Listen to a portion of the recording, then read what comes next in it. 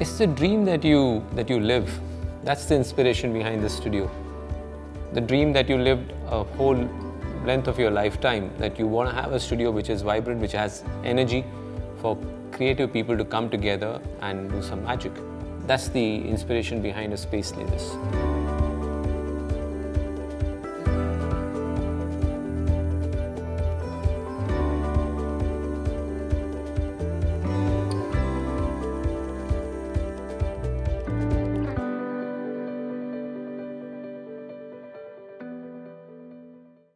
So we have a 4,000 square feet floor space, which is divided into 2 levels.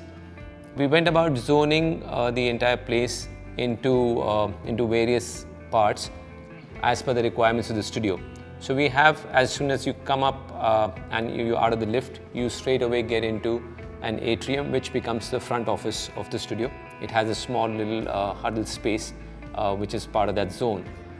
The front office also leads to the service zone on one side, which has the toilet block and the pantry and the print area.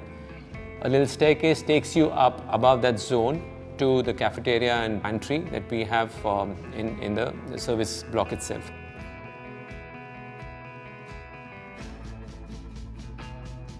You walk past the access control doors and we have this studio, which has got 32 feet high roof, and it has 1,000 square feet of floor space, which accommodates about 20 of us in that space. Beyond the access control doors, we also have the client's zone and the principal zone, which leads to a quiet zone like the library. So the zoning was done in such a fashion that the atrium and the reception area and the studio block were part of the zone that's visible from the entrance. And then you have a little cut off for the quieter zones like the client area and the principal zone.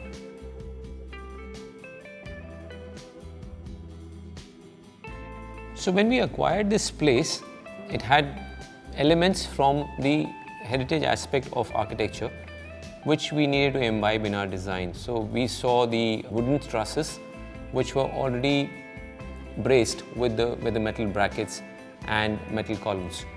So a whole lot of metal work had already been done to the original timber structure, which was built in the 1910s, which is before 1920. We picked that as the basis. Also, in order to keep the raw look, the organic feel, we wanted to see what's behind the dirty plastered walls or the windows, which were completely covered, and we started opening out. We started delayering the entire surface, and so we got the exposed brickwork as one of the elements in the studio, which is not only in its raw form, but it also has come to be identified as the tactical sensibility of the studio. We also have timber windows, which were beautifully constructed during that time, and they are arched windows that have a lot of original character, and it was all completely covered when we were starting with the renovation work. The idea of restoring these windows to their original glory in order to be able to give not just a natural light to all the spaces that we have, but also to ensure that the architectural originality, the glory of these beautifully designed buildings when you see them from outside, was also restored from the inside. So by way of opening these windows, we've ensured that not only do we cut down on our electrical consumption, and hence it's a green way of looking at design, but we also have the beauty, the aesthetic of these windows become integral to the space. We've maintained the flooring surfaces all over the studio space as very, very organic. There's stone flooring, which is of a rough texture format. We just love the kind of feel that it lends, and it complements the metal and the wood in a very balanced fashion. We've kept maximum glass in the studio, the transparency that you experience in this space, where no space except the service block is private, so to speak. They are all spaces which are absolutely transparent. It somewhere aligns with the ethos of our space, our practice. The principal zone or the client zone, they are in visual connect. There's a visual connect between the studio space with the front office as well as the client spaces. So all in all, opening out the spaces so there's a visual connect between the two levels, the upper level and the lower level, by way of glass, metal and glass partitions, the wooden textures which are left raw, the exposed brickwork that has been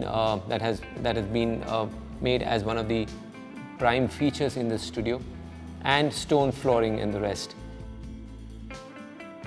All in all, brings a very organic palette come together and become as the character of the studio.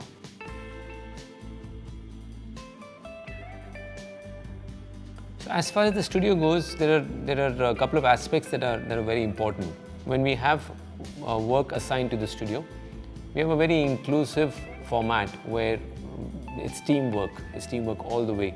We have the seniors and the juniors and interns come together on projects.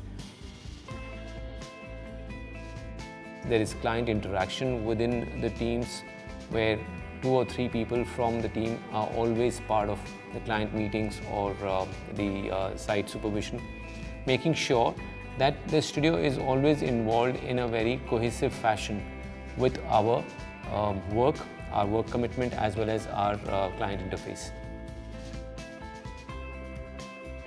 At the studio we have a big family, a huge family that comes and does things every day. When we are here, we belong to the space. There are lots of things that we do here which become synonymous with the kind of culture that we have. Something like a self-expression. I may have a thought that comes to my mind when I'm coming to the studio in the morning, and I just come and scribble something, and that instigates, that triggers everybody's thought process, and by the end of the day, I would see a full board. I'll see the blackboard full of chalk and the scribblings where everybody has poured out whatever is there in their heads or in their hearts.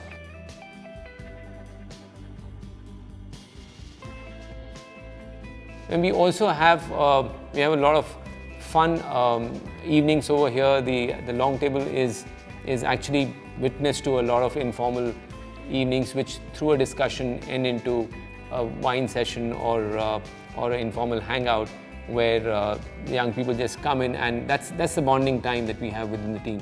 So those are the few things that help us in building a team that believes that this place is theirs.